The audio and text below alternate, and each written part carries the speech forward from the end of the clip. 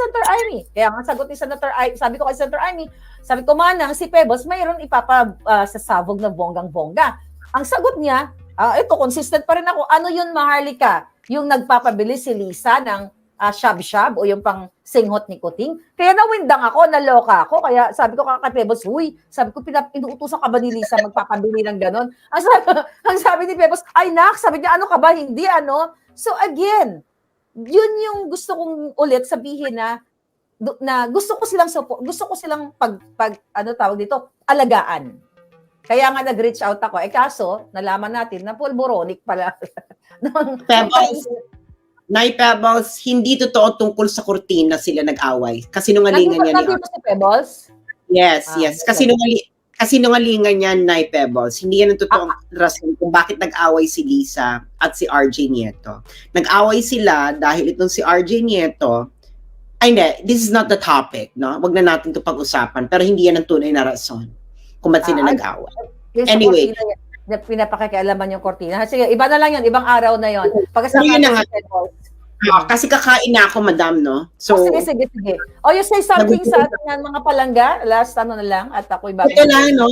Pagbibigyan lang po namin si Lying Lady, Lisa Araneta Marcos. Yun na po ang ating hashtag. Hashtag Lying Lady. Lying Lady. Diba? Babalik tayo. Babodyakin natin later. Ano? Ay, ako pala. Tapos, babalik tayo sa issue ng... Pagbibigyan lang natin to si Lying Lady sa amats niya, no? Alam mo naman kaming mga lumaki sa kanto, no? Sanay kami na... Sanay kami sa bardagulan. Gusto mo, gumulong pa tayo sa putikan. Diba? Oo. Alam mo, Lying Lady, sanay kami sa kanton na maka-encounter ng may mga amats. Yes. So, you're not the first person na may encounter ko na ganito, na may amats. And I know how to handle someone like you. You're a bish. I'm also a bish. I can cut up a bish. I can drink a bish. I can cook a bish and expose your lies. And I just did it. Mrs. Araneta Marcos, Lying Lady. You said, bring it on. Well, bish, it has already been rotten. Thank you so much. Thank you, Sas. Thank you sa uulitin. Maraming salamat. Na issues ng bayan. Mayaman daw ang kanyang brother. They actually bankrolled the campaign, the election. Bakit? Nandun ba sa listahan ng campaign contributors si Martin Araneta? Yan ang pinaka-dapat tutukan, okay, ng Commission on Audit, right? Or COMELEC also. COMELEC, COMELEC, at ipa-check yan kung nandoon yung pangalan ni Martin Araneta, at kung wala, nilubog na naman niya sa kumuno yung kanyang kapatid. Wala at sarili niya, lahat sila. Ngayon, ayun, nanawagan tayo, dapat ipa-echo natin sa taong bayan. So, alam mo na pinapanood, kasi ang dami rin na nagme-message sa akin, nagigil sila kay Liza. Sabi ko, alam mo ako, hindi ako nagigil. Naawa ako sa kanya at natuwa ako dahil isinawsaw niya lalo ang sarili niya sa pinakamabahong pusali. So, yun talaga ang nakita ko. Alam mo, Miss Maharlika, is dapat alamin ninyo ang aming whatchamacallit, ang aming panuntunan sa kalye. Huwag mong tatahakin ang isang imbornal na hindi mo pa napupuntahan. Correct. Ngayon, sa ginawa mo itong Lisa Marcos, if you think that you can get away with your lying and conniving and manipulation this time, you cannot. May hangganan ng lahat. At ikaw na mismo, Mrs. Araneta Marcos, ang nagpapalubog lalo sa iyong sarili. Tsaka sa asawa niya. Kasaysayan ng Pilipinas. Sinungaling ka. Ito na lang, Miss Maharlika, no, malapit na tayong matapos. I'm so sorry. Na-hijack ko na ang iyong live. No, it's okay. It's a way, pag may time ka, okay lang. May sinabi siya about Martin Araneta na mayaman daw ang kanyang brother. They actually bankrolled the campaign, the election. Bakit? Nandun ba sa listahan ng campaign contributors si Martin Araneta? Yan ang pinaka dapat tutukan, okay, ng Commission on Audit, right? Or COMELEC also. COMELEC. Para COMELEC, COMELEC, at ipa-check yan kung nandoon yung pangalan ni Martin Araneta, at kung wala, nilubog na naman niya sa kumuno yung kanyang kapatid. Wala At sarili niya, lahat sila. Ngayon, ayun, Diba, nanawagan tayo, dapat ipa-echo natin sa taong bayan. O, di ba? Nag-donate pala itong yung kapatid niya. Bakit wala sa listahan? Saan siya nag-donate? Anong dinonate niya? Pulboron? Di ba? Bakit wala doon? Bakit wala doon kung magkano yung donate? Dapat nakalagay yan dyan, Mrs. Araneta Marcos. Kita mo na, Mrs. Araneta Marcos, nakakaawa ka. Dahil halatang halata na ang mga taong nasa paligid mo ay hindi ka inaalagaan.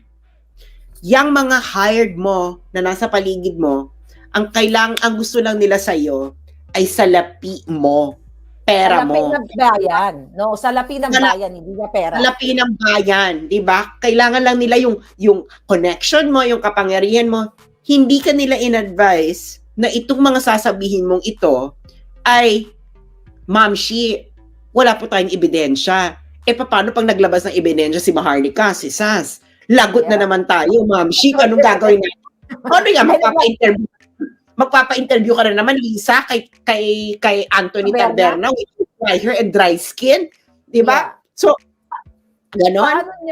Paano ngayon, Lisa, paano mo ngayon i-counter itong ebidensya na sinasabi mo na si Sas ay lumapit sa'yo, na ikaw ay abogado niya o abogado yung law firm mo sa kanyang mga kaso. Diba? Hinire ko yung lawyer na binigay niya.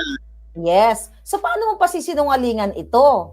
Actually, gusto ko na maisingit, may nag-text sa akin, kamag-anak ni Mar Rojas. Ay! may ganun. Breaking news, diba? Ang sabi sa akin, sabi niya, Miss Maharlika, si Lisa, anak ng katiwala sa Hacienda Luisita. Taga-silbi, sabi niya, taga-silbi sa mga kamag-anak nila doon. Hindi sila inaapi. Binigyan pa nga ng trabaho ang nanay niya ang naglalabas ng mga merienda. Sabi dito, siya ang nagpipira-piraso ng biskwit para sa mga anak ng mga amo nila. Naka-uniforme pa yan. Walang sahod. Kapalit ay mapaaral ang mga anak. Yung mga kapatid ni Lisa. Sa totoo lang, marangal naman. Bakit gawa-gawa siya ng kwento na milyonaryo sila? Doon sa yung kapatid niya, di ba sinabi niya, mayaman sila din. Sabi dito, wala silang mga bahay. Nakikitira lang sila. Huwag siyang mayabang. Mula sa kamag-anak na nila ni Mar Rojas. See?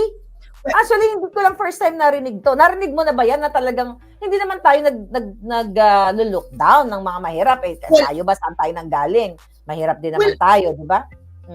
Well, ang alam ko, Miss Maharlika, di ba, family tree ko na nga yan eh. Yung kapatid ng nanay niya is asawa ni Don Pedro Cuangco. Pedro Cuangco ba yung asawa nung tita niya? Sa Cuangco, oo. May family tree yan, nakita ko rin. So, tita ni Lisa Marcos. Tita-in-law ni Lisa Marcos, si Cory Aquino.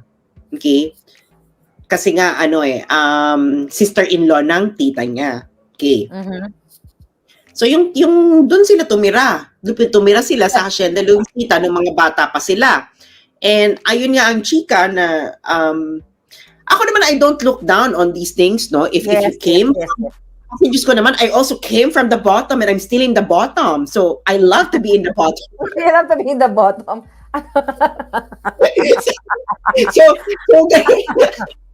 So yun lang. Naku, mag 1 hour tayo. Pero yun na nga.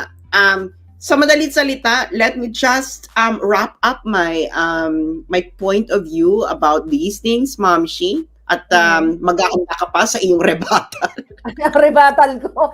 Oo. So, at least thank you, Sas. At least, dito sa ating platform, napilit tayong chinutsugi.